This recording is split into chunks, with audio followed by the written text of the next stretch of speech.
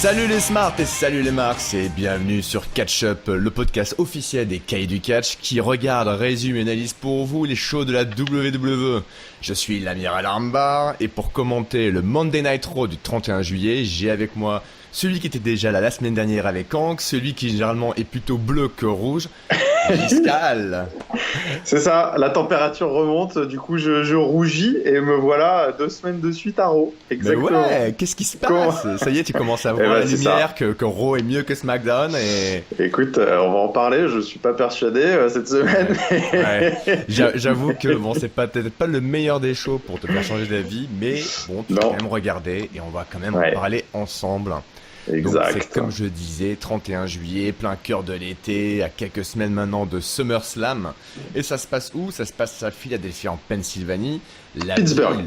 Pittsburgh, qu'est-ce que je dis? Pittsburgh, mais oui, parce que Philadelphie n'est pas la ville de Kurt Angle, alors que Pittsburgh est la ville de Kurt Angle. Et donc Absolument. C'est naturellement lui qui débarque, le general manager, pour commencer le show. Donc il nous annonce forcément que ce sera un super show, que ça fait, c'est l'anniversaire là, il avait gagné sa médaille avec un putain de coup brisé comme il le dit, il y a maintenant 20 ans, 21 ans, un truc comme ça. Bref, 21 ans qu'il a gagné sa médaille olympique, il est tout content puisqu'il y aura son fils ce soir, Jordan qui sera l'invité de Miss TV. Je vois pas en quoi c'est une bonne nouvelle quand tu es plutôt fait, c'est que ton fiston est l'invité de Miss TV. Ça sent le sapin. Ça sent pas bon. Non, c'est clair. On aura aussi un match entre Big Show et Big Cass, le match des géants, et un autre match de géants de gros poids lourds, à savoir un triple threat entre Samoa Joe, Braun Strowman et Roman Reigns, donc qui affronteront, comme on le sait depuis la semaine dernière, Brock Lesnar à SummerSlam pour un Fatal 4-Way que vous avez appelé avec Hank le Fatal 4-Way, le SummerSlam de l'apocalypse à cause de ce match. Ça peut être une apocalypse et... Justement, ce soir, cette soirée peut être plus apocalyptique que Kurt Angle le pensait, puisqu'il est coupé, il est interrompu par la musique de Brock Lesnar, la bête, le champion universel, qui n'était pas prévu du tout, qui débarque forcément avec Paul Heyman. Et c'est Paul Heyman ce soir qui fera donc le blabla. En gros, Paul Heyman vient le voir et lui dit « Oui, monsieur Angle, je vous vois très bien l'angle que vous faites en ce moment. » Donc, petit jeu de mots de Paul Heyman. Vous voulez en gros que mon client, Brock Lesnar, perde à SummerSlam. Puisque forcément, Fatal 4-Way, l'avantage du champion est annulé. Donc, il y a beaucoup plus de chances que Brock Lesnar perde. Et là, Paul Heyman met son petit grain de sel dans cette histoire en disant « Écoutez, c'est simple, si Brock Lesnar perd, Brock Lesnar, il quitte la WWE. » Mais bon, on s'en fiche, puisque de toute manière, il perdra pas, puisqu'il y aura forcément une annonce à la fin que le gagnant est toujours le champion défendant, conquérant, blablabla. Brock Lesnar, la bête incarnée. Donc sur ça, il s'en va. Avec cette annonce tonitruante, qu'est-ce que tu en penses? Brock Lesnar qui quitterait la WWE s'il perd son match et sa ceinture à SummerSlam. Écoute, j'ai bien aimé cette petite intro. Qu'est-ce que je pense de ça? Je trouve que c'est plutôt intelligent de leur part, parce que du coup la WWE se sert un petit peu, surfe un peu sur la vague de l'annonce qu'il y a pu avoir pour ceux qui suivent l'UFC, puisqu'au dernier pay-per-view, pour ceux qui savent, John Jones, après avoir regagné son titre, a lancé un challenge à Brock Lesnar pour un money match, pour un match de prestige. Il veut faire revenir Brock Lesnar dans l'octogone et du coup moi écoute, j'y vois un petit peu un petit coup de un bon petit coup de com de la WWE qui joue un peu là-dessus, du coup, pour semer le doute sur les résultats de son futur main event de l'Apocalypse, comme tu as dit, à SummerSlam, puisque outre le fait que le Fatal 4-Way est par définition une stipulation qui laisse du coup la porte ouverte à plein de choses, à des surprises, à des vainqueurs surprises, du coup là maintenant on jette encore un petit peu plus de doutes sur le fait que est-ce que Brock Lesnar sera là à la WWE après SummerSlam. Donc écoute, que ce soit du flanc ou non, moi je trouve que c'est bien joué, parce que du coup forcément ceux qui font les connexions, ceux qui suivent beaucoup sur internet les rumeurs patati patata, du coup ils y voient des indices, donc ils se disent machin, c'est pour ça. Donc écoute, même si c'est pas pour ça, c'est plutôt pas con. Est-ce que Et du puis coup, ça serait pas une ouais. erreur je me permets de te couper sur cet angle-là Vas-y. justement, qui n'est pas cité le fait, bah écoutez, c'est simple, si vous faites un match aussi panier de crabe envers mon client, donc un match Fatal 4-Way sans nous avoir consulté, donc vous nous l'imposez, alors que Paul Heyman est toujours quelqu'un qui négocie les matchs pour ses Mmh. poulains, bah dans ce cas-là, pourquoi pas accepter effectivement la proposition d'aller toucher un beau paquet de pognon à l'UFC. Pourquoi, d'après toi, ils n'ont pas cité ou fait écho plus que ça à Bah, l'UFC, à écoute, un match je me dis parce que parce que bon, d'ailleurs c'est très probable, rien n'est fait. Et puis à la limite, je préfère plutôt l'approche de ne rien citer et de laisser faire les gens le rapprochement eux-mêmes pour ceux qui comprennent ce que ça pourrait impliquer. Les laisser faire le rapprochement eux-mêmes, je trouve justement brouille encore plus les cartes peut-être dans l'esprit de certains, alors que le citer ouvertement, je sais pas. Moi, j'ai trouvé que c'était plutôt habile, mais en effet, Oui, non, on c'était aurait pu plutôt aussi, fin. Après, ça aurait fait un gros truc de buzz si voilà, ça Paul aurait- Heyman ça aurait- avait dit oui, mon client, s'il perd, retourne à l'UFC, ça aurait fait les unes des C'est ça, différents journaux exactement. sur le web. Mais bon, Alors, autre c'est petite mieux que ça aille question. dans. Voilà. Ouais. Vas-y, je t'en prie. Petite question durant ce petit segment intéressant. Forcément, Paul Heyman décrit les différents adversaires de son poulain la bête. Mhm. Donc celui qui a enterré l'Undertaker et fini sa carrière Roman Reigns, le monstre qui serait dans tout autre paradigme possible déjà champion, si c'était pas Brock Lesnar le champion, c'est Braun Strowman, et donc ce cheap shot artiste comme il dit, Cheap shot la artist, disgrâce ouais. samoenne, Samoa Joe, et là il dit à Kurt Angle, ah mais c'est ça, je sais que tu veux toi Kurt Angle en fait que ce soit Samoa Joe qui gagne. Pourquoi Ouais. d'après toi Paul Heyman dit à Kurt Angle que c'est Samoa Joe, son poulain, son chouchou pour gagner? Alors là, j'ai pas trop d'avis sur la question. C'est vrai que j'étais un peu surpris. Pourquoi est-ce qu'il Ouais. pointait du doigt? Par définition, j'aurais plutôt penché, pour citer Roman Reigns, Bah oui. qui est une tête d'affiche, une tête de gondole, quand même plus Actuellement, Kurt évidente. Angle est face, donc. Et puis Kurt Angle étant face, c'est vrai C'est que ça. j'ai pas trop. Est-ce que c'est Ouais. pour je sais pas. Est-ce que c'est pour prolonger cette rivalité un petit peu qu'il y a avec Samoa Joe que j'aime bien, parce que c'est vrai que Paul Heyman, qui a toujours le souci d'encenser de manière indirecte toujours les adversaires de Brock Lesnar, très habilement, toujours hein, en gardant sa bête au-dessus de la masse, mais toujours en mettant en valeur les adversaires. Ce qui était drôle d'ailleurs de présenter Roman Reigns en tant que pourfendeur de l'Undertaker. On a bien vu le petit sourire en coin de Brock Lesnar quand il a dit ça, genre Strix, c'est moi. been there, done that. Tu vois, genre, mais du coup, de présenter Samoa Joe comme un cheap shot artiste, j'ai trouvé que c'était malin. Peut-être qu'il y aura un rematch dans le futur entre les deux. On fait monter la tension. Après, de savoir pourquoi est-ce que il a mis en avant Samoa Joe vis-à-vis de Kurt Angle comme ça, je sais pas trop. C'est vrai que ça a pas. Il n'y a pas d'indice de storyline qui pourrait justifier quelque chose. Hormis le fait que, aux dernières nouvelles, qu'on ait vu Triple H dans le main roster, hein, Samoa Joe était un peu son bras à la destruction, Kurt Angle bosse pour Stephanie McMahon et Triple H, donc ça serait peut-être cette logique-là. Ou alors, un clin d'œil complètement détourné, zarbi à la TNA, puisque Samoa Joe et Kurt Angle faisaient partie d'une même équipe, d'une même stable. À l'époque, la Main Event Mafia, la mafia du Main Event, ceux qui squattent donc les Main Events des shows. Et donc, ils en faisaient partie tous les deux. Je pense pas que ça soit ça la référence, mais ça reste rigolo à souligner. Okay. Bref, on verra ce qu'il en est. Donc on aura plus tard un match avec les 3 adversaires de Brock Lesnar, mais en tout cas on enregistre le fait que s'il perd, il quitte la WWE. Et oui, c'est quand même une grosse info. Ouais, plutôt pas mal. On passe ensuite avec les champions par équipe, donc la division par équipe, pardon. Donc on a un match entre les Hardy Boys et donc le club Carl Anderson et Luke Gallows, puisque donc ça fait quelques semaines qu'ils sont plus ou moins en adversaires les uns les autres avec ceux qui sont revenus, les Revival. Et donc on a un match entre les 4 avec les Revival aux commentaires qui ne boudent pas leur plaisir à descendre leurs adversaires les uns après les autres. Et donc ce qui se passe, et bien tout simplement c'est qu'à la fin, on va pas refaire le match qui était assez court. Finalement, il y a sur la fin un Magic Killer qui va partir du club, mais Jeff Hardy sauve son frère, Gallows lui met un Big Boot, Matt qui fait un Twist of Fate, qui fait le tag à Jeff qui fait Swanton Bomb, et donc les Hardy Boys gagnent avec bien sûr à la fin, ils célèbrent les deux frangins sur la rampe près de la table des commentateurs où il y a justement les Revival qui commence à se lever, enlever les micros pour tabasser la Team Extreme, et ça finit en gros bordel forcément, où à la fin il y a un twist of fate sur Dawson, il y a une poetry motion au milieu de nowhere sur Cal Anderson, et la moitié du Revival à la fin, les Hardy qui sont là, qui sont forts face à leurs deux adversaires heal.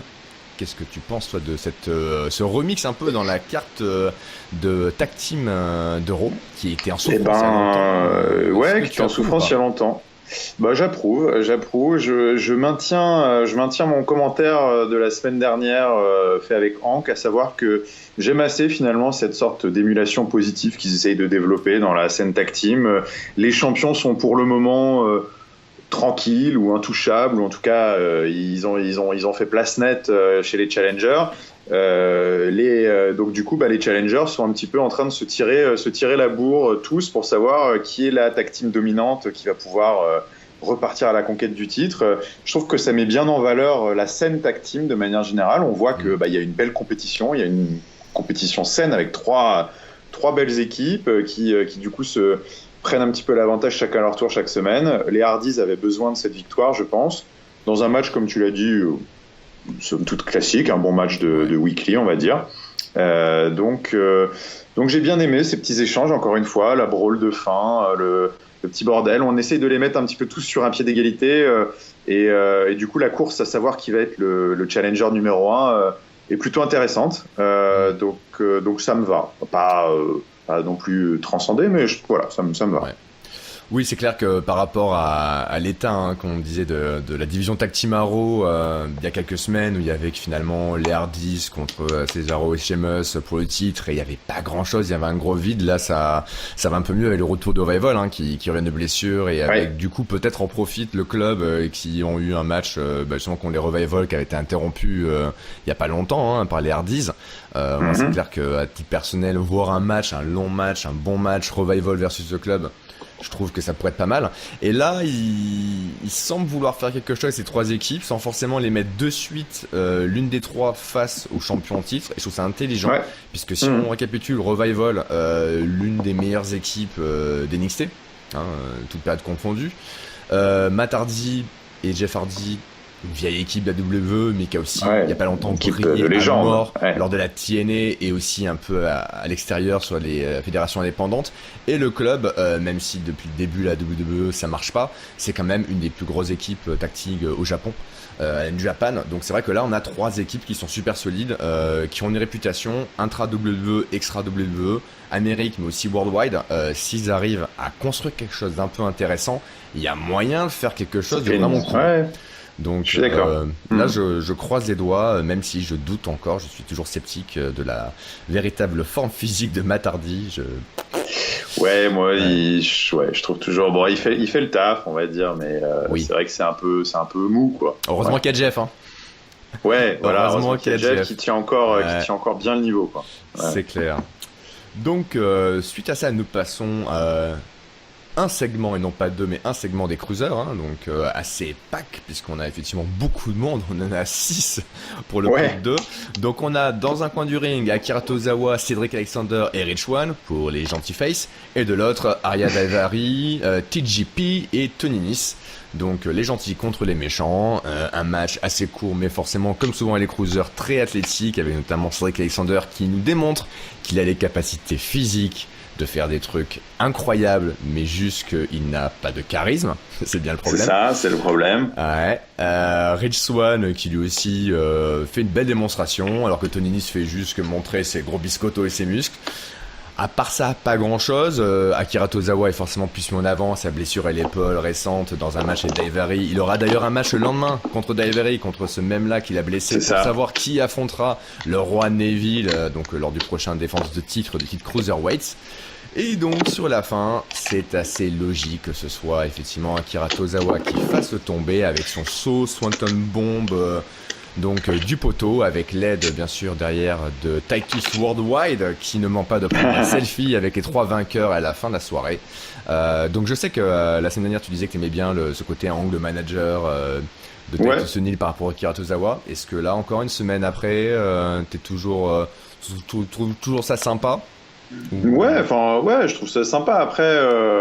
Après, je suis toujours un petit peu déçu de ce que ça donne au niveau de l'intérêt du public qui était encore ultra mort. Et puis même moi, j'ai pas spécialement pris beaucoup de plaisir. Ce match était très sympa. Ils se sont donné. On peut pas leur reprocher de pas se donner à chaque fois quand ils sont dans le ring. Tous les cruiserweights. Voilà, c'était un 3v3. Ils sont allés à fond. On a vu des moves encore une fois très sympas. Le finish était top. Mais en fait, c'est marrant, la façon dont tu as résumé un petit peu ce match démontre aussi l'absence totale d'écriture qu'il peut y avoir ou de personnages qu'ils ont, parce que voilà, tu l'as dit, Tony Nese, c'est une petite montagne de muscles, Tozawa, il est gentil, mais il crie, il fait ah comme ça, mais bon, à part ça, on sait pas ce qu'il fait. TJP est tombé aux oubliettes totales, Cédric Alexander n'a en effet pas de charisme, on a même oublié Rich Swann, qui était peut-être le plus proche de la bande à un moment de vraiment percer en termes d'overitude pour faire un gros barbarisme vis-à-vis du public. Écoute, je sais pas, il y avait un moment où... Là encore, il y a un joli spot où il y a Cedric Alexander, Rich Swann qui effectivement font à l'extérieur avec des screws 54 dans tous les sens avec et Tozawa qui fait un suicide dive. Magnifique ce qu'ils font. Le spectacle est là, c'est vraiment... En fait, le spectacle est là, mais c'est du salto. C'est vraiment de l'acrobatie. Ouais, c'est du flip, quoi. C'est du flip, quoi. Mais no flip justice, c'est que du flip et pas de coup de poing. Et ça monte d'intensité. Du coup, c'était très sympa, mais en même temps, c'était très sympa, mais j'ai quasiment oublié le truc aussi vite que ça arrivait, quoi. Et après, écoute, le manager, Titus O'Neil, de toute façon, c'est la meilleure utilisation qu'on peut faire de lui, parce qu'il faut pas le mettre dans le ring. Donc, écoute, moi, il me fait marrer. Il me fait marrer à essayer de s'auto-vendre par l'intermédiaire des catcheurs qui managent et essayer de prendre, de crever l'écran, même quand c'est pas lui le centre de l'attention. Je trouve qu'il est assez marrant dans son personnage comme ça. Donc, mange pas de pain, mais c'est pas ça qui va les faire remonter non plus vers les sommets, quoi. Ah, ça. C'est clair que c'est quand ils font leur saut qu'ils sont au plus haut, mais le niveau de la carte, c'est promis à rester là. Mais bon, maintenant, on le sait. Je pense qu'on a fait le deuil de cette promesse Division Cruiser. Ce concept. De ce concept, en espérant que les femmes qui s'affronteront lors du Mae Young Classic, le tournoi féminin cet été, ne connaîtront pas la même destinée que eux. Même s'ils nous offrent quand même du beau spectacle toutes les semaines sur l'interview. Mais bon, ça manque toujours de scénarisation. Un qui ne manque pas de scénarisation, ni de bagou, ni de crever l'écran, c'est le Miz et son mistourage et Maryse qui débarque donc pour leur épisode de Miz TV qui nous avait été annoncé par Kurt Angle, puisque c'est son fils illégitime Jason Jordan qui ce soir a l'immense honneur de s'asseoir sur le tabouret du Miz. Le Miz qui rappelle effectivement que, histoire de bien mettre la hit, que quand même cette ville c'est une ville de merde. Bonne cheap hit, mais qui fait du bien. C'est important. Donc Jason Jordan qui arrive avec une nouvelle musique, il a laissé tomber la musique d'American Alpha et il a une musique, comment dire, assez bizarre, assez naze. Assez naze, on va y aller. J'ai un mot, c'est naze. Pas terrible. Il y avait Big Cass qui avait une musique pourrie il y a quelques semaines, Jason Jordan c'est pareil quoi, c'est Big Naze quoi, avec son nom écrit en 198 sur le Titantron avec un skin drapeau américain. Donc passer cette musique pourrie, ce que dit le Miz à Jason Jordan, c'est que ça y est, c'est le fils illégitime qui a été reconnu par Kurt Angle, qui va avoir comme ça des opportunités, qui va pouvoir demander à son père tel title shot, etc. Mais bon, c'est pas forcément le meilleur moyen de faire son trou à Raw et à la WWE. Et donc le Miz, tel la grandeur d'âme qui le caractérise régulièrement, lui offre une opportunité de ne pas simplement rester dans les jupons entre guillemets de papa, du moins les collants olympiens de papa, mais plutôt de venir garnir son mistourage, et le Miz saura faire décoller sa carrière. Évidemment, Jason Jordan, en tant que bon fils de son père, n'est pas d'accord, dit que en gros il n'aura pas besoin de demander à Papounet des passes droits, il fera ça à la réglo, il méritera ses title shots, il méritera chacune des opportunités que feront sa carrière, et il ponctue tout ça d'un gros slam qu'il fait au Miz sur le mistourage, avant de partir Magnifique. triomphant. Et sur sa musique bien naze. Donc je sais que la semaine dernière, vu la performance de Jason Jordan dans le ring, qui était très sauvage contre Kurt Hawkins, vous vous demandiez avec Hank, est-ce que on nous la ferait pas à l'envers, et qu'est-ce que Jason Jordan, ça serait pas un heel qui s'ignore ou qu'on ignore? Mais là, clairement, après ce segment où il a fait le gentil valeureux, je mériterai chacun des combats qui... Voilà. Raté. Ouais. C'était une bonne idée pourtant, hein, mais non. Ouais, écoute, c'était pas mal, on y croyait. Non, raté. Ce sera donc un faceply robotique.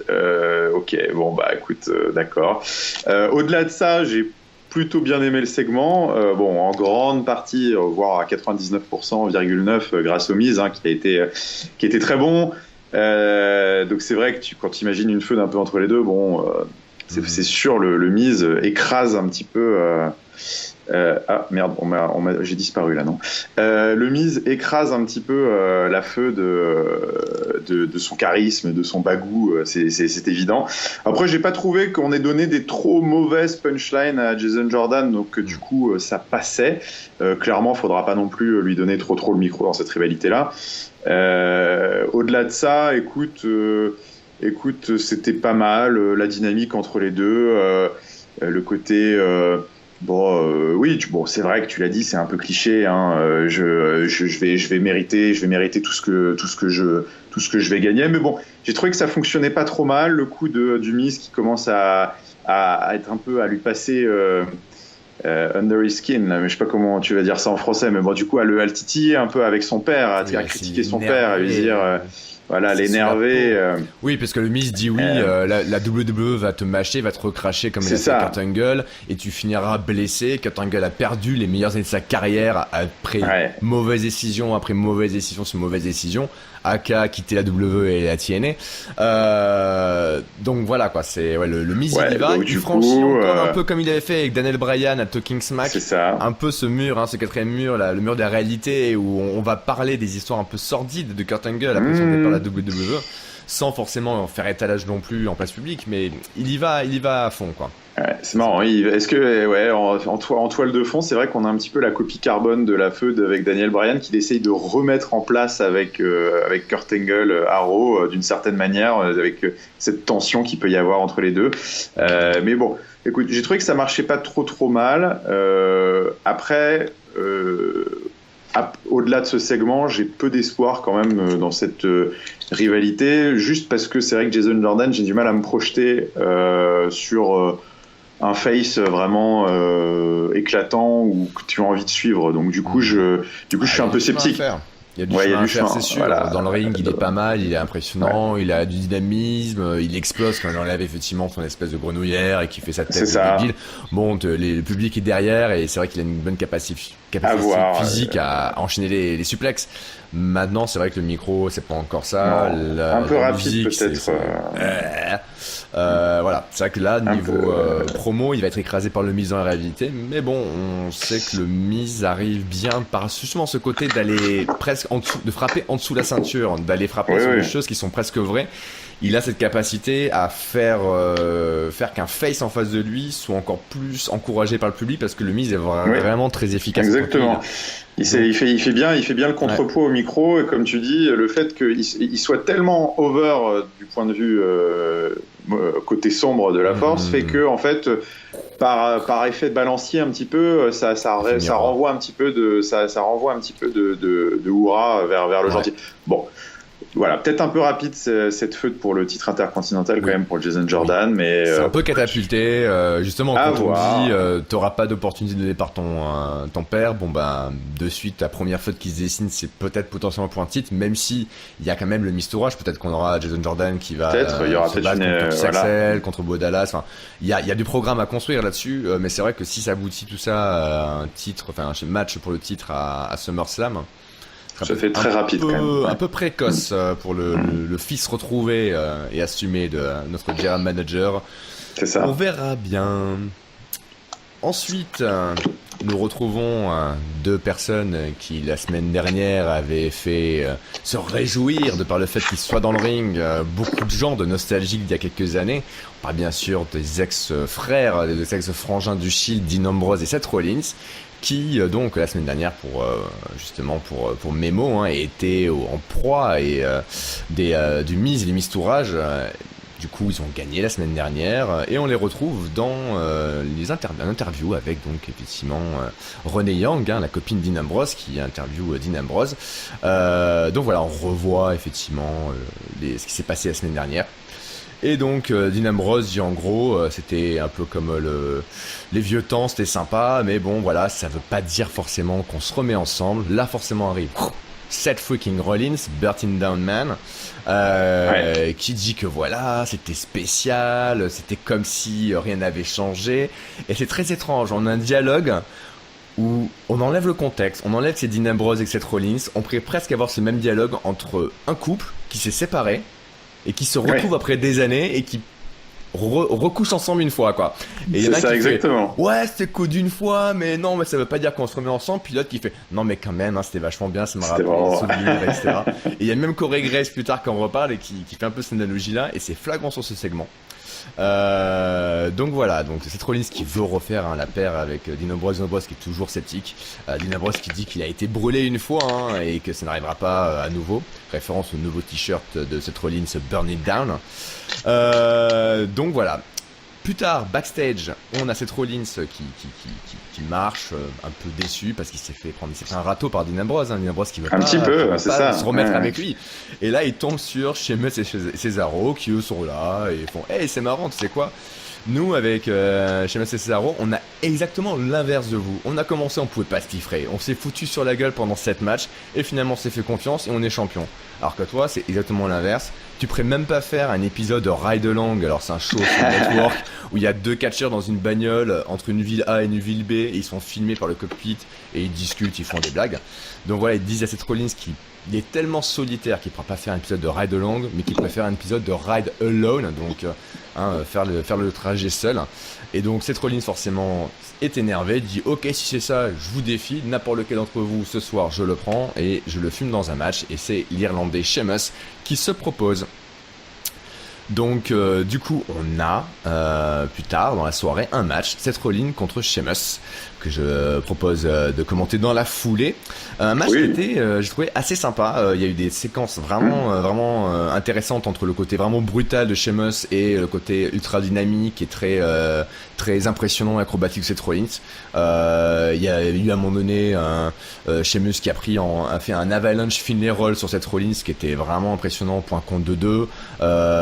Il y avait un reverse STO dans le coin qui était aussi très violent.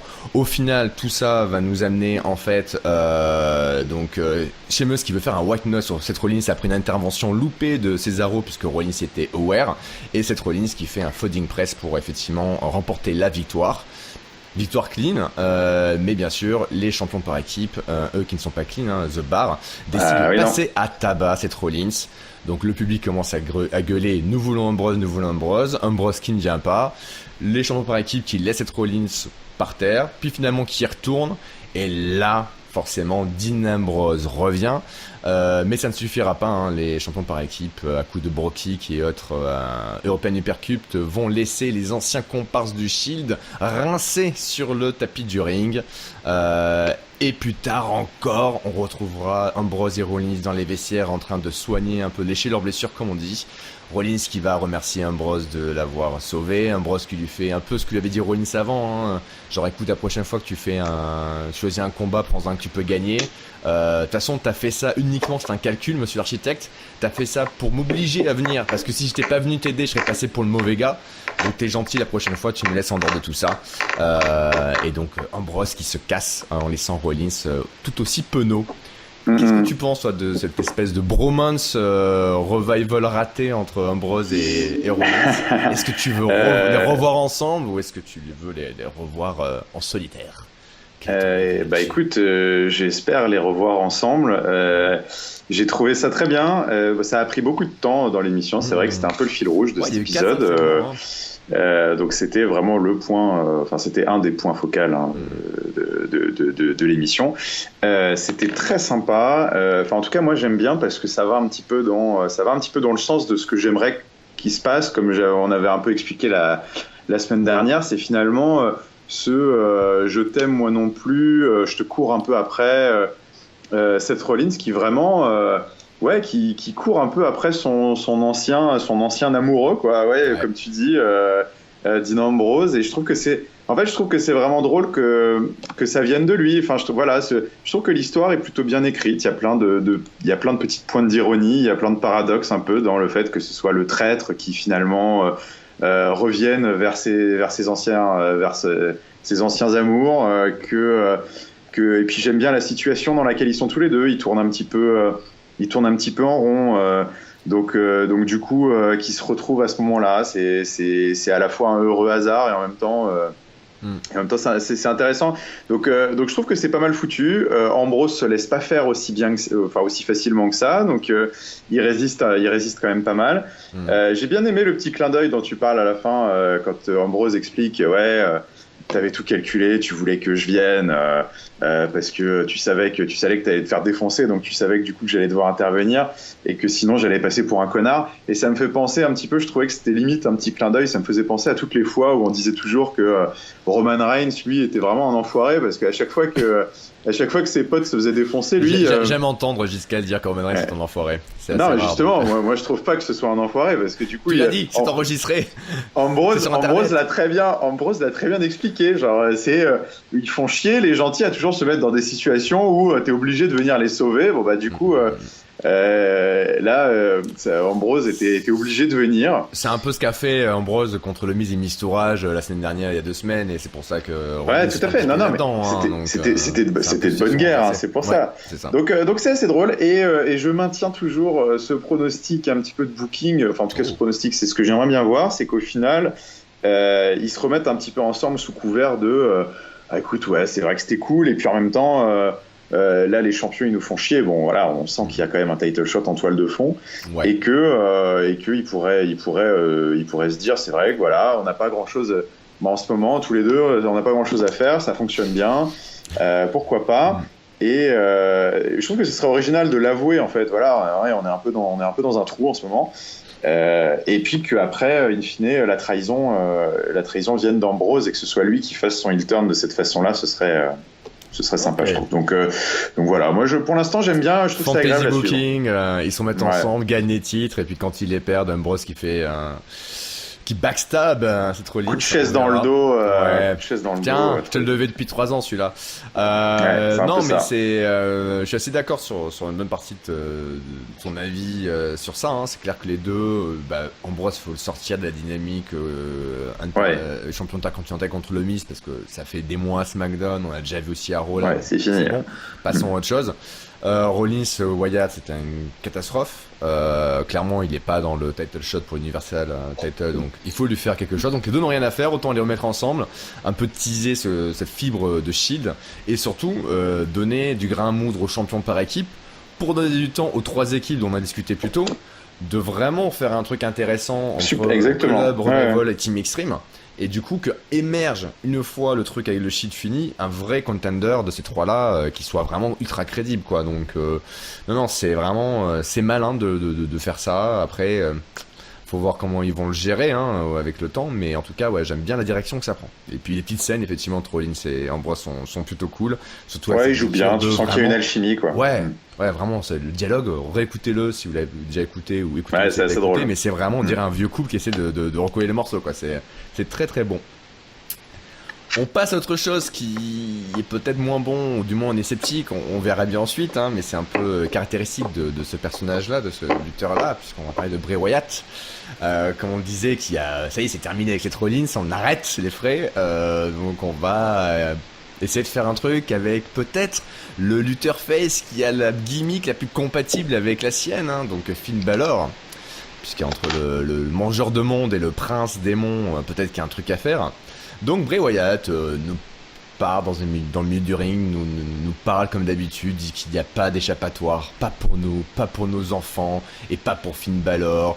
aucun homme mortel peut échapper les ténèbres. C'est comme ça que c'est, et puis c'est tout. On est tous tenus par notre ténèbre intérieure en tant qu'humain, à essayer de faire ce qu'on peut, bla bla bla bla bla. Bref, du Bray Wyatt classique. Regardez promo cryptique Bray Wyatt sur YouTube, n'importe laquelle, ce sera à peu près la même. Hein. Ce sera à peu près la même, ouais. Donc voilà, il est Bray Wyatt, il est partout, et Finn Balor peut rien faire, etc. Jusque on entende le début de la musique de Finn Balor, mais juste quelques instants, et là Finn Balor apparaît dans le ring, donc il nous fait une Wyatt finalement, ou une Undertaker avant. Donc Finn Balor est de dos par rapport à Wyatt, il est dans sa veste, en train de faire son signe comme ça, où il harangue la foule. Bray Wyatt se retourne, rigole, s'approche de Finn Balor, et Finn Balor lui fait un payday kick de toute beauté comme il sait faire. Et donc, suite à ça, le mangeur de monde, le dieu, va se faire rosser par Finn Balor, qui reprend un peu, donc effectivement, l'offensive et l'agression sur cette rivalité. Finn qui finit donc plus ou moins victorieux suite à ce segment avec donc la foule qui l'harangue. Concrètement, est-ce que justement du fait que la gimmick de Finn Balor peut être compatible avec la dimension occulte, ténèbres, divine, maléfique de Bray Wyatt, est-ce que c'est enfin la rivalité qui va donner à Bray Wyatt ce qu'il mérite ? Écoute, je sais pas, je suis pas sûr. Je suis pas sûr que cette rivalité soit beaucoup plus intéressante que les autres parce que a priori on repart dans un schéma assez classique. Peut-être qu'en effet on aura un match entre les deux qui sera assez fun parce que bah oui, l'opposition de si jamais Finn Balor vient en démon, ce qui semble être la direction qu'ils prennent, hein, parce que c'était pas son theme song, enfin c'était pas son theme song habituel, hein, c'était le début de son theme song spécial qui sort pour les pay-per-view en démon là avec les battements de cœur et la petite lumière rouge. Pour annoncer sa venue, ce qui était assez badass, ce qui était pas mal. Donc oui, en effet, on se dirige vraiment. Voilà, ils veulent profiter du fait d'opposer, Finn Balor en version démon à Bray Wyatt. Je pense que ça ira pas vraiment au-delà de ça en termes d'intérêt pur, parce que Bray Wyatt a ressorti sa promo classique. Enfin ouais, c'est vrai que ces rivalités se ressemblent un petit peu toutes. Donc, écoute, à voir s'ils arrivent à faire quelque chose qui vraiment sort de l'ordinaire. Je corrigerai mon jugement, on va dire. Je reverrai mon jugement. Mais pour le moment, je pense pas que ça va m'intéresser outre mesure. Par contre, j'ai trouvé que le segment de ce lundi était vraiment très sympa. Enfin, outre la promo, on fait abstraction de ce qu'il a dit. J'ai trouvé que le coup justement là l'apparition en téléportation avec les petits battements de cœur là, parce que tout le monde avait reconnu, on a entendu le tout comme ça là, et on s'est dit ah putain il arrive et tout, et le voir arriver, tourner le dos en mode un peu vas-y frappe-moi, et le voir prendre l'avantage, et c'était très la mise en scène était assez badass et j'ai trouvé ça très sympa. Donc bon voilà, ils ont gagné un joker sur cet épisode. Mais bon, à voir ce qu'ils vont faire sur le site. Ouais, c'est clair que je sais pas pourquoi d'ailleurs ils avaient abandonné la gimmick Demon, hein, donc Finn Balor qui arrivait effectivement tout maquillé avec ses dreadlocks, etc. Ils l'ont laissé tomber depuis son retour de blessure finalement. Je pense qu'ils avaient peut-être essayé de faire un peu comme ils avaient vu qu'avec Bray Wyatt ce genre de gimmick ne marche plus en 2017, peut-être qu'ils se sont dit tiens on va épurer le personnage de Finn Balor de cette dimension là et voir. Je pense ça n'a pas très bien marché pour Finn Balor depuis son retour, du moins le booking est pas très heureux avec lui, donc peut-être qu'ils se disent ok, pour un peu revamper le personnage, refaire émerger cette personnalité là de Finn Balor qui avait fait effectivement une partie de sa popularité du temps son succès, peut-être effectivement le faire ressurgir au cœur d'une rivalité avec Bray Wyatt qui va toucher à cette dimension là occulte, c'est peut-être pas mal. Donc, je sais pas, moi je pense que c'est le but. Je l'avais plus vu parce que je pensais que c'était quelque chose qu'il voulait garder vraiment exceptionnel, donc du coup il l'utilisait très peu. Mais ouais, peut-être aussi en effet, Ouais. Donc je pense que la finalité de ça, c'est de refaire revenir cette gimmick là pour les gros matchs importants, pay-per-view, pour SummerSlam par exemple. Surtout que SummerSlam, on sait qu'ils mettent parfois du budget, hein, comme WrestleMania pour les entrées, et celle de Finn Balor, on l'avait déjà vu à NXT avec beaucoup moins de moyens qu'un gros pay-per-view. Il faisait des trucs assez sans sas. Donc il y a moyen de faire ça, et je pense que c'est ce vers quoi on va. Après, catchesquement, Finn Balor, Bray Wyatt, moi ça me dit carrément à voir. Ouais, ça peut être sympa. Assez violent tous les deux, chacun dans leur style, un style assez violent. Maintenant, voilà, faut que la sauce prenne. C'est toujours casse-gueule les rivalités, les histoires sur l'occulte. Il y a très peu qui arrivent à faire un bon résultat avec. Peut-être que ce sera la bonne foi pour Bray Wyatt. Et si parfois, malgré tout ça, ça ne marche pas, je pense que l'avenir sera compliqué pour lui. Hein. Ouais, je sais pas. J'ai l'impression qu'il est. En fait, c'est marrant parce que Bray Wyatt, c'est vrai que je peux pas dire qu'il m'intéresse des masses, mais il est. En fait, son personnage semble rester constant dans la popularité, dans le sens où on a l'impression que quoi qu'il fasse, quel que soit son programme, les gens sont toujours contents quand même les gens sont toujours contents en live de le voir avec les lucioles. Son intro est vraiment énorme. Bray Wyatt, pour en live, c'est il y a une atmosphère qui est folle. C'est un bon talker, au micro il est bon. C'est un très bon talker. Et très critique, qui fait peu sens. Mais non, il a les capacités en ring, il a le charisme, il a la musique qui va bien, il a le look, il a le personnage. Il y a tout, c'est juste qu'il n'arrive pas à faire quelque chose de cohérent avec lui.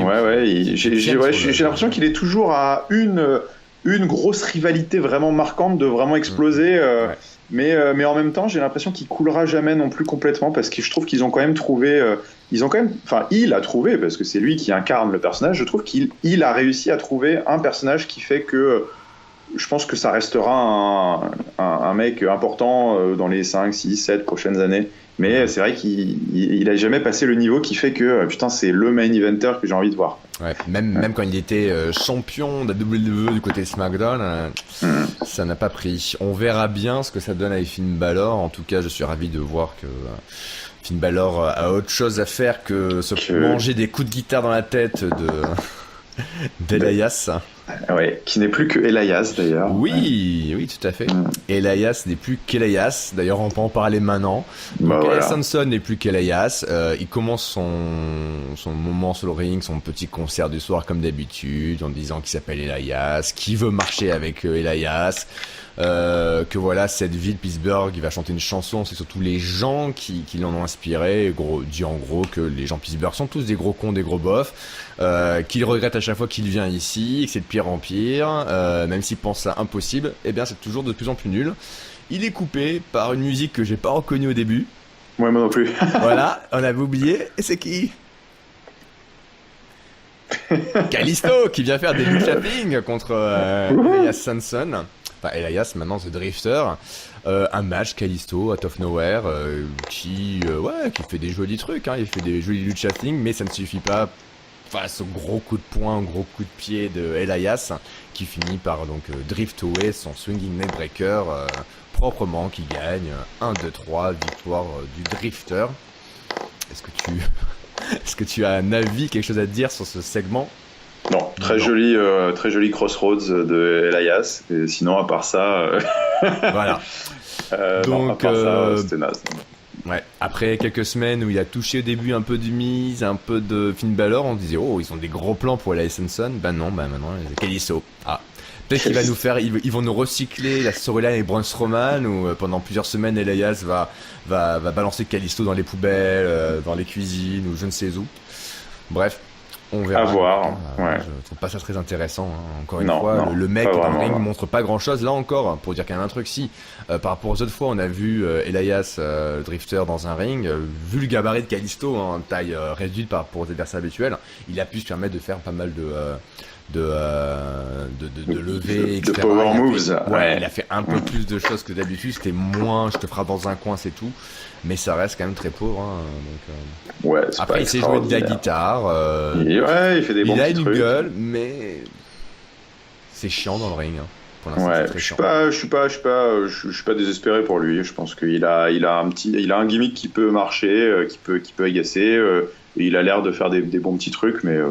Bon, par contre, c'est clairement pas en lui filant des matchs random de milieu de carte contre Kalisto qu'on va faire en sorte que il nous intéresse, ça, c'est sûr. Tellement que, à mon avis, je pense pas qu'on soit les seuls à même pas se souvenir en tout cas, à pas avoir reconnu la musique de Kalisto. Donc Donc c'est quand tu le fais affronter un gars. C'est qui ça? Mais ouais, je dirais, j'entends le truc de jeu vidéo là, okay. et je sais qui c'est que ce truc, et puis après t'as un gros facepalm, je dis putain c'est Callisto, merde.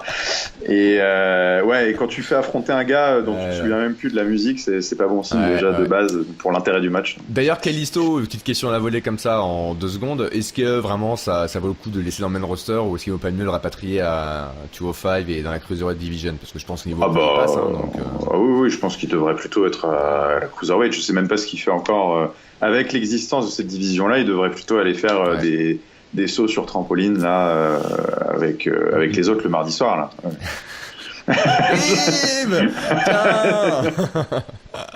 On voit que t'as SmackDown toi, hein. Tu défends Randy Orton qui dit no flips ou je sais pas quoi, ça suffit les exactement. Voilà. Exactement. Ouais, parce que effectivement casser la gueule à Callisto, ça n'a réussi à personne sauf un, Braun Strowman. De lui justement, parce qu'on vous l'avait dit, un triple threat, et entre Braun Strowman, entre Roman Reigns, entre Samoa Joe, c'est un main event de fou ça. Sauf que non, c'est pas le main event. What the fuck? C'était pas le main event, donc on aura eu un peu avant dans la soirée une vidéo package de Roman Reigns qui, comme la semaine dernière, sort sa page Wikipédia en 2 minutes. Samoa Joe qui pareil, qui dit je peux tuer la bête, Roman Reigns je le bats, je crains pas Braun Strowman, etc. Pendant 15 ans j'ai battu les plus grands. Et Braun Strowman c'était très bon ça. Qui dit en gros, oui, de nos jours, les gens se cachent derrière leurs écrans, ou au mieux, ils ont une discussion assis l'un à côté de l'autre. Moi non. Je suis Brad, je suis tout. Bref, voilà, les trois qui font des interviews face cam un peu old school pour se vendre, tout ça pour aboutir au match, les trois. Un match assez violent, pas très long non plus, peut-être que c'est pour ça que c'était pas le main event, je ne sais pas. En tous les cas, on aura vu toutes les configurations qu'on peut s'imaginer. Au début, Braun Strowman fait le ménage sur le ring et expulse Joe et Reigns à l'extérieur. On aura du Reigns et du Strowman à l'extérieur, comme on l'a vu faire précédemment dans leurs différents affrontements. On aura vu Samoa Joe contre Roman Reigns qui lui met effectivement un Fujiwara armbar qui était de toute beauté, avec Reigns qui fait une gueule comme ça au milieu du ring. D'ailleurs, ce sera la vignette de ce Raw ah non. Et si Reigns qui souffre de douleur de l'acteur studio, mec, incroyable. On dirait qu'on lui enfonce un tisonnier brûlant dans le pip. Mais non. Joe aussi qui croisera le fer contre le gros Braun Strowman.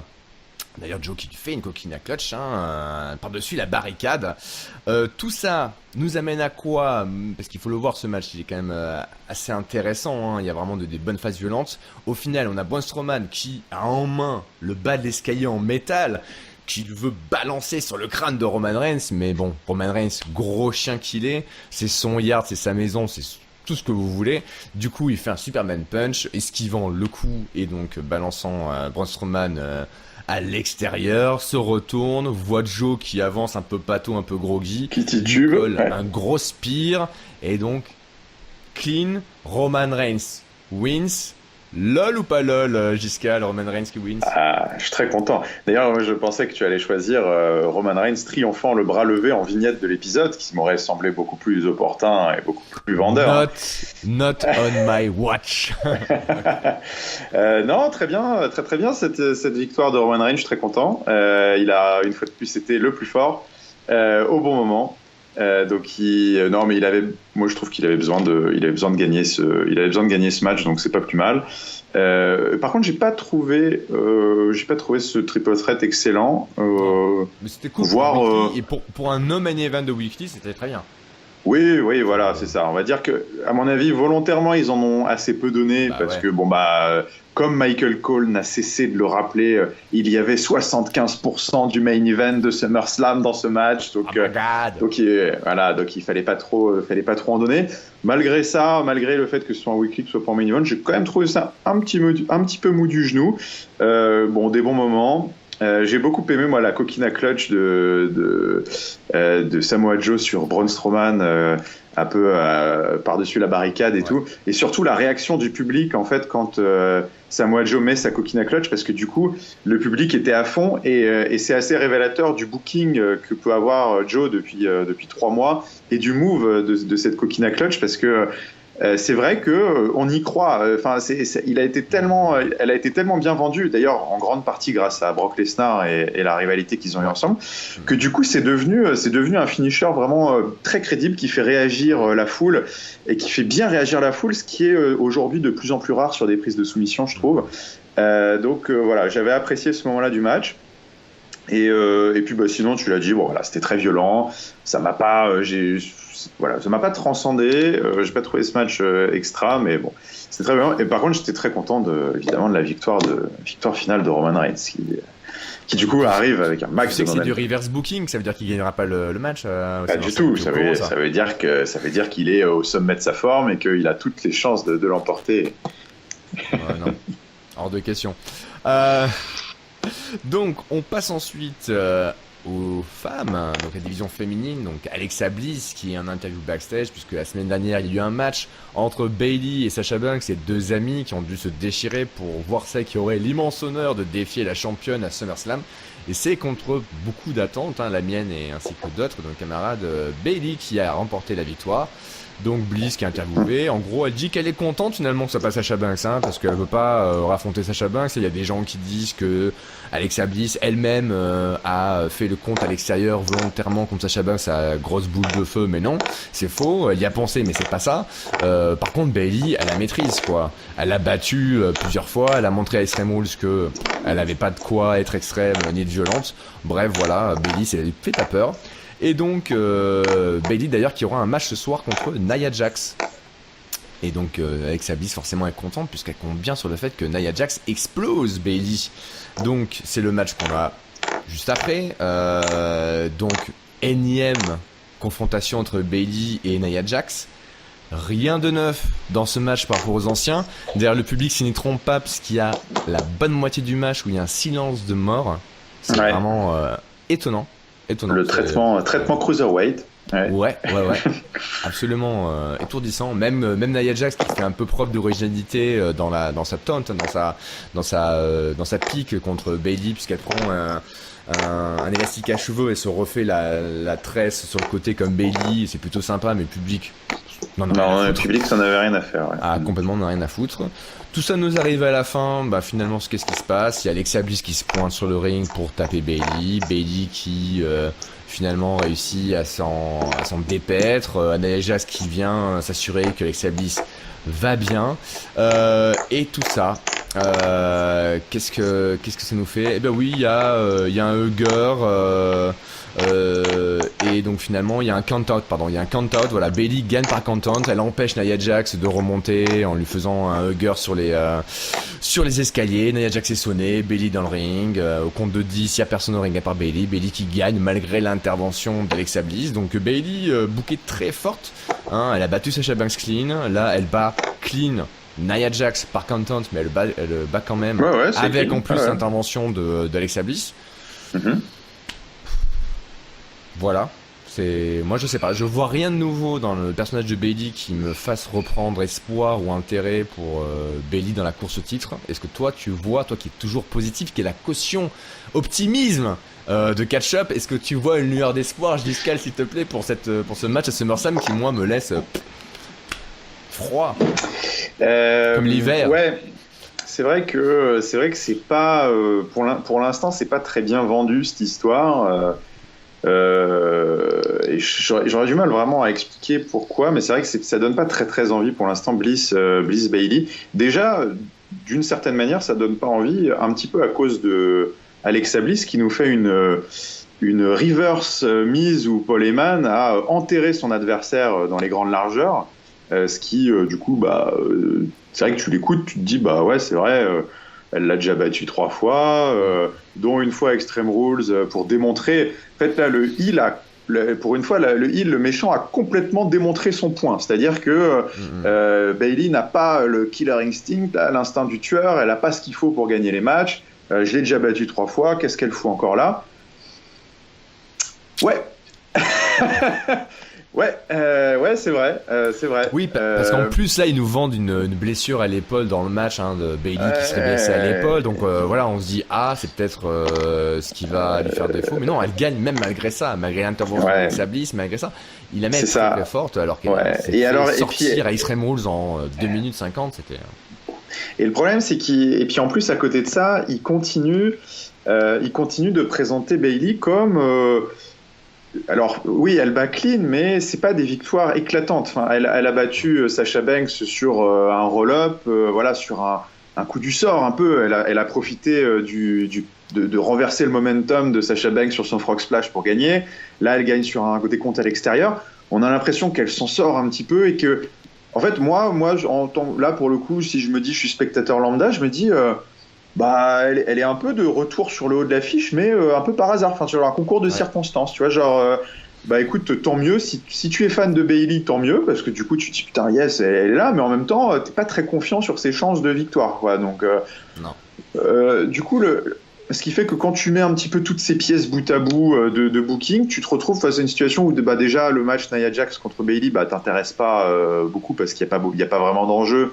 Et puis en plus le personnage en ce moment n'est pas dépeint comme étant très intéressant, et puis à côté de ça en plus tu renforces avec le décompte à l'extérieur et tout le bordel, donc je sais pas trop ce que ça veut dire, ça donne pas très très envie je trouve pour le match comme tu l'as dit, et est-ce que ça redonne espoir pour le personnage de Bailey. Pour Bailey j'ai un peu le même constat que pour Bray Wyatt, dans le sens où à mon avis, elle sera jamais perdue. Enfin, elle a le capital sympathie et la musique et les fans pour rester à flot quoi qu'il arrive. Donc, je suis pas trop inquiet, mais c'est vrai que je suis déçu parce qu'on pourrait faire tellement mieux avec Bailey, qui moi m'a enchanté quand elle est arrivée à Raw, parce que j'ai découvert John Cena féminine. Enfin, la face ultime pour moi, c'était à chaque fois un rayon de soleil de la voir arriver à chaque émission tous les lundis. Et là, c'est vrai que depuis quelques mois, ça me fait toujours plaisir de la voir, tout ça, mais c'est plus pareil. Donc c'est vrai que je sais pas, je suis pas transcendé, non. Ouais. Non, pareil, moi j'étais très déçu de voir la transition entre Bailey NXT à Bailey Raw, puisqu'elle avait vraiment perdu sa superbe en termes de match, d'in-ring et aussi de micro. Et ouais, non, je vois rien qui me fasse regarder l'affiche qu'on nous vend à SummerSlam pour le championnat féminin de Raw avec plaisir. Éventuellement, si dans les semaines, puisqu'il y a encore quelques semaines il y a du temps, on arrive à une situation, à peut-être un triple threat avec une triple frite comme dirait Ringside, avec Sasha Banks au milieu, et pourquoi pas le heel turn qu'on attend depuis un petit moment, ça pourrait mettre un peu de sel dans tout ça. Mais pour l'instant, Bliss, Bailey, sans stipulation, sans rien, ça me...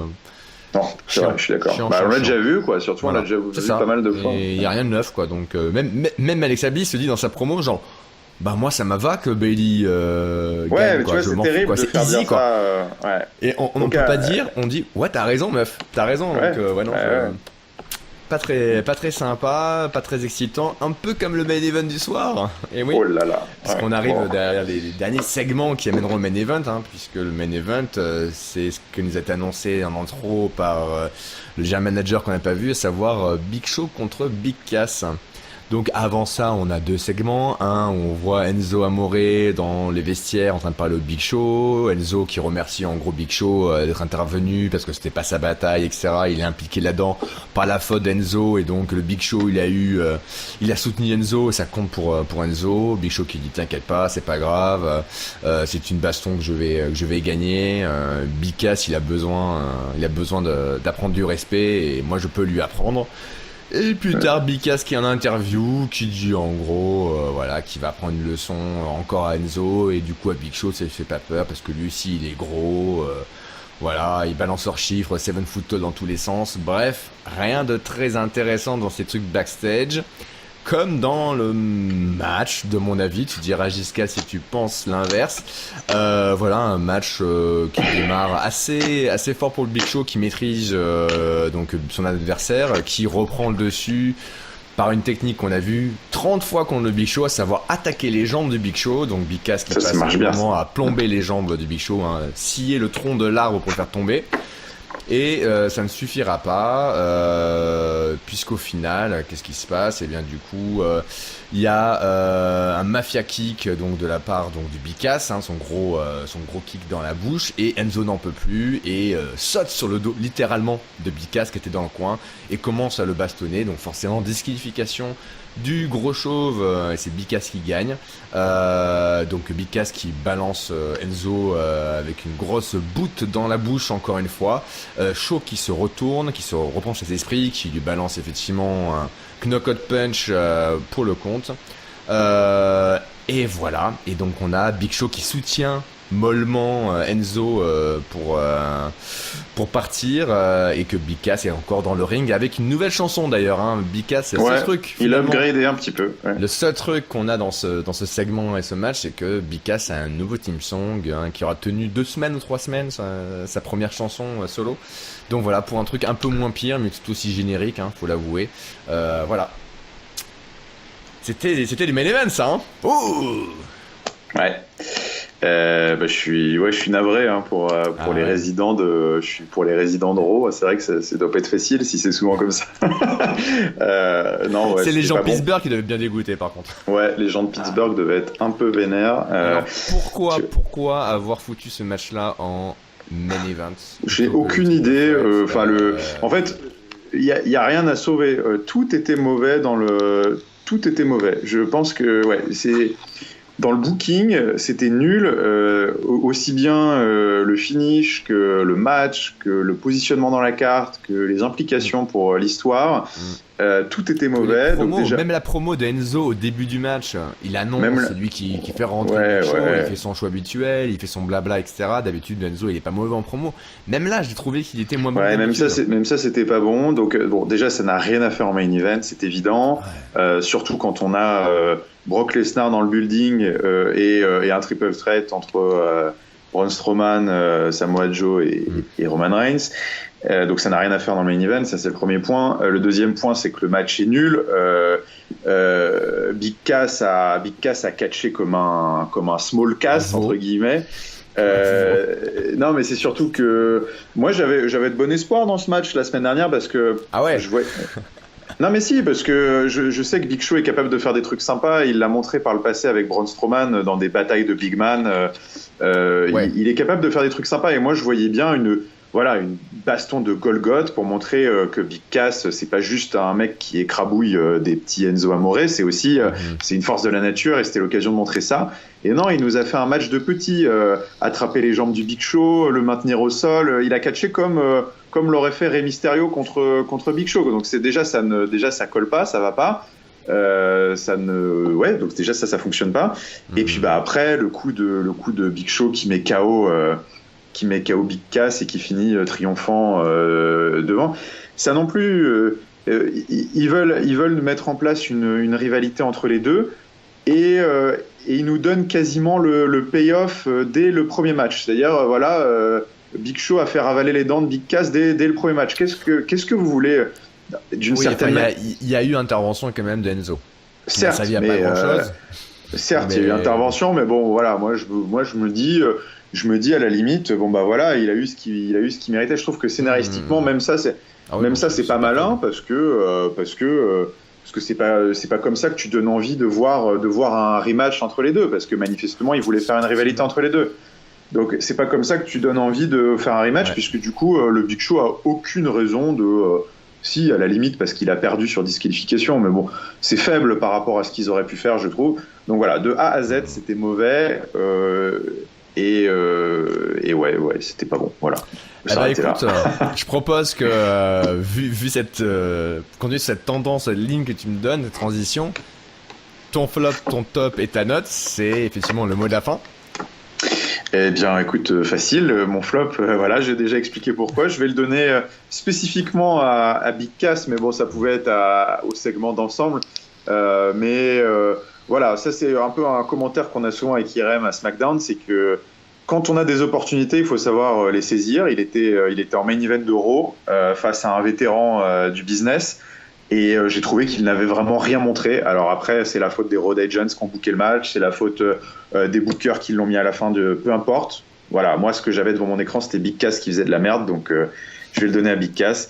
Mon top, écoute, moi je vais le donner à Dean Ambrose et Seth Rollins, parce que j'ai trouvé que, même si ça avait pris beaucoup de temps, j'ai trouvé que le fil rouge est vraiment ce qui est le plus intéressant en termes d'écriture à Raw, et qui, enfin voilà, j'ai très très envie de savoir où ils vont avec tout ça, et j'ai trouvé que leur petite promo backstage était assez fun. Donc je vais le donner à Dean Ambrose et Seth Rollins. Et ma note, je vais mettre 2,25. Je vais mettre en dessous de la moyenne, parce que en fait il y avait des bons moments, il y avait des très mauvais moments, mais j'ai surtout eu le sentiment qu'il s'est pas passé grand chose à Raw cette semaine, d'un point de vue scénaristique, contrairement à la semaine dernière où il y avait un petit peu des débuts de feu, des graines plantées à droite à gauche. Voilà, là il s'est rien passé de majeur, c'est-à-dire que c'est un épisode que vous pouvez très bien avoir manqué, et la semaine prochaine vous serez toujours à niveau. Donc voilà.